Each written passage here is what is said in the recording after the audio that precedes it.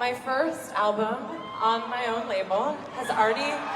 It's 2025, and the music world is looking back at one of the most iconic eras in pop history, the era of recession pop. You might remember it, the time when dance pop ruled the charts, full of upbeat anthems that helped us escape the harsh realities of the global financial crisis. And right at the center of that musical storm, one name stood out: Kesha. Her breakthrough single, Tik Tok, not only made her a global superstar, but also embodied the carefree party pop vibe of the late 2000s. But what happened to Kesha after that? Why did she vanish from the scene, only to make a spectacular return years later? Today I'm on the case, investigating Kesha's journey and her rise from the ashes as the new queen of recession pop. In 2008, the world was in the grips of a financial crisis, and the music that emerged from that period was filled with an air of escapism. Kesha's Tik Tok became the anthem of that era, with its pulsating beats, heavy autotune, and synth-filled pop energy. It was exactly what the world needed, a song that made people want to dance, forget their worries, and live in the moment. Kesha's infectious energy and party-centric lyrics made her the poster child for what some call recession pop. The genre was all about letting go of your worries, partying hard, and feeling free. It wasn't just a genre, it was a cultural movement. Her unique blend of audacious style and unfiltered fun was what made her stand out. But while Tik Tok and her debut album Animals skyrocketed her to fame, Kesha's career was about to face a major twist. But then, just as quickly as she rose, Kesha disappeared from the public eye. Behind the scenes, she was caught in one of the most high-profile legal battles the pop world had ever seen. Her career came to a halt as she fought against a toxic contract with Dr. Luke's Yippee-Ki-Yay Records and RCA. For years, Kesha couldn't release music the way she wanted. She was legally bound to a contract that didn't just limit her creative freedom, it practically kept her locked away. Her fight wasn't just for control over her music, but for her own freedom. But in 2017, Kesha came back, and she came back with Praying, a track that marked her emotional return to the music scene. No longer the carefree party girl of Tik Tok, Kesha's new sound was raw, vulnerable, and filled with catharsis. Praying wasn't just a comeback single, it was a statement. The song's emotional depth showed a different side of Kesha, and fans, old and new, embraced the change. She wasn't just a girl who partied, she was a woman who had fought for her freedom and was now free to express herself fully. Fast forward to 2023, Kesha had released 3 more albums under her old contract: Rainbow, High Road, and Gag Order. While these albums showed her growth as an artist, they were still influenced by Dr. Luke and Yippee-Ki-Yay Records, even though he was no longer directly involved in the production. These albums were a step in Kesha's journey, but they were far from her true artistic freedom. Even as her sound evolved, Kesha was still bound to a past that she couldn't escape. It was clear she needed something more. Also in 2024, something shifted. Kesha finally took the reins of her own career and founded her own label, Kesha Records. For the first time in her career, Kesha had full creative control, and that's when things started to get interesting. Kesha's new music became a direct reflection of her freedom. Joyride and Delusional were released as part of her new independent chapter, paving the way for her upcoming album, Period, set to drop in July 2025. This album will be Kesha's first entirely independent project, free from Dr. Luke and his influence. But what makes Period such a significant release? Kesha's musical journey has always been about reinvention, but this new album feels like a return to her roots, the bold, audacious energy of her recession pop days. However, Kesha is no longer just the party girl of the past. She's an empowered artist forging her own path and embracing the freedom she's fought so hard for. Kesha has always been at the forefront of cultural shifts, and Period might just mark the next evolution of recession pop for a crazy new generation. Songs like Yippee-Ki-Yay, with its country-inspired flair, and the upbeat Boy Crazy already show that Kesha is still tapping into the carefree,